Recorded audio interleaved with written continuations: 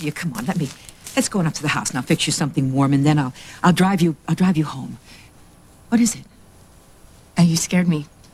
For a minute, I thought you were going to say you wanted to take me to the hospital. Hospital? What, do you feel ill or?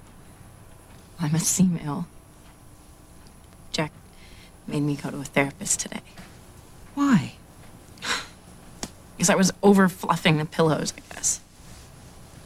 Well, what did the therapist say? I don't really want to talk about it. Okay, come on. I've got some nice hot chocolate up at the house. You really don't want to know? Well, you said you don't want to talk about it. So. He said he thinks that I'm suffering from postpartum depression. Well, I'm not surprised. But you know, it's only temporary. I'm sure that he told you that as well. Emma, I didn't even tell him everything. I didn't tell him the worst part. Do you want to tell me? I haven't been able to bring myself to return the baby's clothes. Well, that's understandable. Jack can take them back for you, or I can. Come on, let's... But I use them sometimes to make me feel better. How? I have these dolls, these old dolls, and I dress them up in the baby's clothes. It almost seems real. That can't be healthy, right? But I can't stop myself doing it. I need it right now. Julie, have you told Jack about this? Oh, no. No. Oh, if he knew that I was acting like this, I would just die. Please, Emma, you've got to promise me that you will never tell Jack that I told you about this. He's so busy right now, and it's probably just a temporary thing. Like you said, you know, he's got all this work on his mind.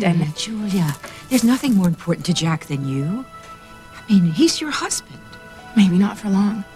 If Jack knew about this, he knew that I was in this kind of shape, he would leave me.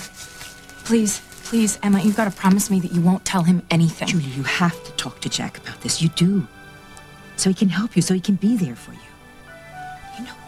You know, if Jack felt that you were trying to work this out all by yourself, it would break his heart. You know that, don't you? Jack, what do you make of this? What's up? How would Craig Montgomery have a stake in some stolen property and not know about it? Hell, I really I'm not asking you to investigate the guy, it's just a question. Okay. Stolen property. We know Montgomery needs money since he was wiped out financially from this Hong Kong deal. Boy, he's really out of cash. I mean, that's been verified? And he's been trying to pay off the syndicate before they break his kneecaps. What, are you kidding me? I gotta get this on tape. Do you mind? Off the record, Emily. Right. So Montgomery has to find out what his partner did with all his money. Winston Lowe again. He must have put Craig's money into the stolen...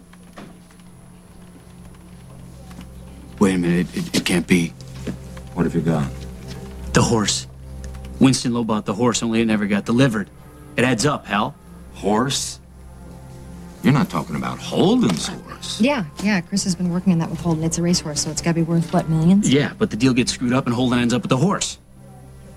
So Craig Montgomery is the owner of however many millions of dollars worth of stolen property, and he doesn't have a clue? Oh, this is sweet. But we still have one problem. How do we link it back to Montgomery? Winston Lowe had the horse stolen. He's dead, and if Montgomery didn't even know about the deal, then where's the crime? Montgomery's hands are still clean. Oh, no, not for long.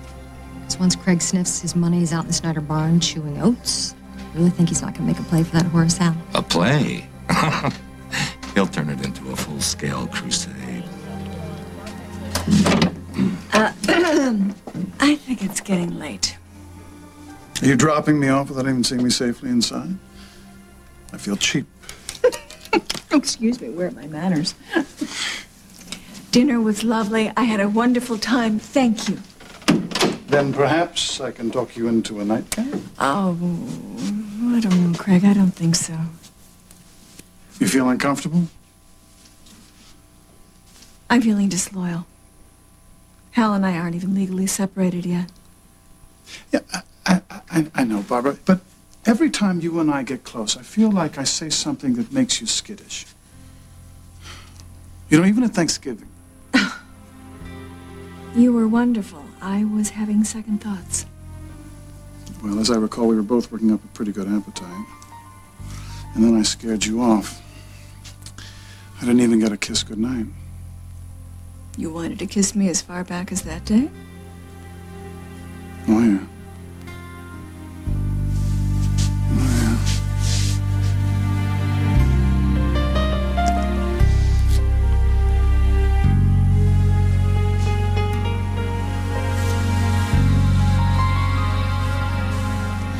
He's trying to explain, Jake. Please let him.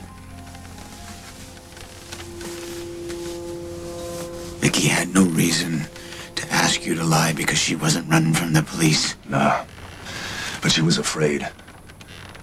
She couldn't talk much because of the pain. But she told me someone was trying to kill her. He was after her, and she didn't want him to find her or her children.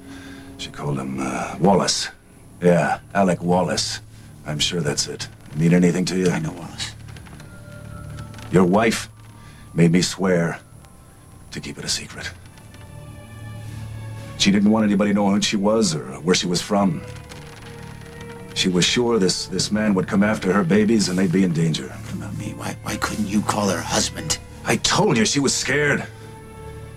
This Wallace, she thought he might be listening. We were out in the middle of nowhere. Anybody could have picked up the signal. You're Vicky. She told me she'd find her way back to you herself. As she always had. Sounds like Vicky, doesn't it?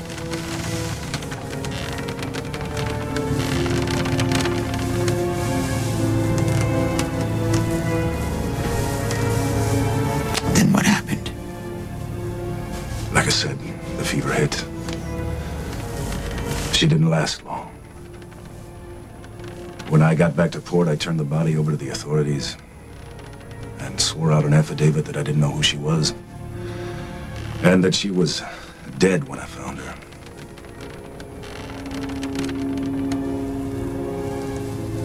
But I guess I only have one question. What happened to my daughters?